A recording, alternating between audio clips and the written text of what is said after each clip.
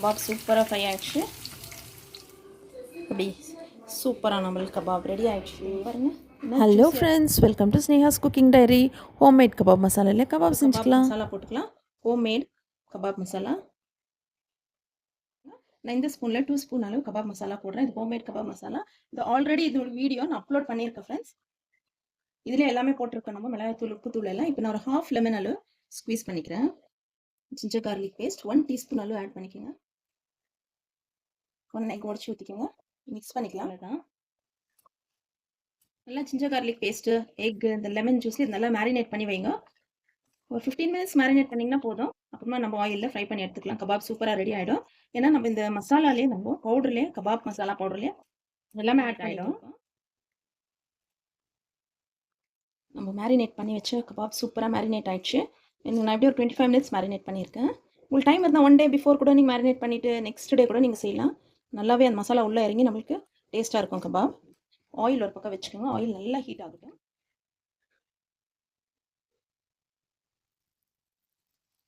இது ஈவினிங் ஸ்நாக்ஸ்க்கு இந்த மாதிரி நீங்கள் மேரினேட் பண்ணிட்டு வெறும் கபாப் கூட செஞ்சு கொடுக்கலாம். வீட்டில் இருக்கிற குழந்தைங்களுக்கு, பெரியவங்களுக்கு நம்ம கூட சாப்பிடலாம். ஈஸியாக நீங்கள் ஹோம்மேட் கபாப் மசாலா செய்து வச்சுக்கினீங்கன்னா, இதுக்கு சிக்கன் மட்டும் இல்லை, மஷ்ரூம், பேபிகார்ன், பன்னீர், இது எல்லாமே சூட்டபுளாக இருக்கும். லேடிஸ் ஃபிங்கர் கூட நம்ம கட் பண்ணிவிட்டு இந்த மசாலா ஆட் பண்ணிவிட்டு, நான் பொட்டேட்டோவில் எப்படி செய்யறதுன்னு செய்து காமிச்சிருக்கேன். எப்பவுமே கபாப் போடும்போது நம்ம எல்லாமே அட் ஏ டைம் எடுத்து போட்டு விடக்கூடாது. இந்த மாதிரி போட்டிங்கன்னா உங்களுக்கு செப்பரேட்டாக ஃப்ரை ஆகி வரும். இது போதும். இது நெக்ஸ்ட் பேட்ச் போட்டுக்கலாம். கபாப் பாருங்கள், நம்மளுக்கு சூப்பராக ஃப்ரை ஆயிடுச்சு. நீங்கள் நான் செய்கிற இந்த மசாலா பவுடர் சேனலில் போய் பார்த்தீங்கன்னா ஃபுட் கலரெல்லாம் எதுவுமே ஆட் பண்ணல. வேடிக்கை சில்லி தான் போட்டிருக்கேன். கலர் பாருங்கள் எவ்வளோ பியூட்டிஃபுல்லாக இருக்குது. மசாலா பைண்ட் ஆகிறதுக்காக நம்ம எக் போட்டோம். ஆயிலும் பாருங்கள் நல்லா கிளியராக இருக்குது. கபாப் சூப்பராக ஃப்ரை ஆகிடுச்சு.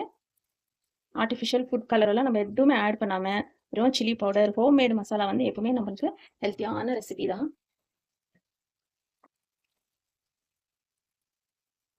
நீங்கள் இது கூட குட்டி குட்டியாக கூட ஸ்மால் பீசஸாக நீங்கள் சிக்கன் கட் பண்ணிவிட்டு இந்த மாதிரி மசாலா ஆட் பண்ணி செஞ்சு சாப்பிட்டு பாருங்க ஃப்ரெண்ட்ஸ். சூப்பராக கபாப் ஃப்ரை பண்ணி எடுத்துட்டோம்.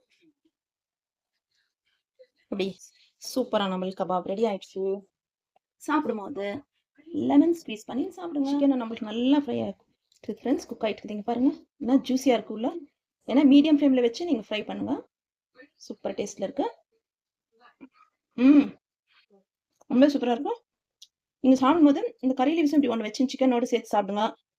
லெமன் ஸ்க்வீஸ் பண்ணி சாப்பிட்டு எப்படி இருந்துச்சுன்னு கமெண்ட்ஸில் எனக்கு தெரியப்படுத்துங்க ஃப்ரெண்ட்ஸ். தேங்க்ஸ் ஃபார் வாட்சிங். By. See you all in next video.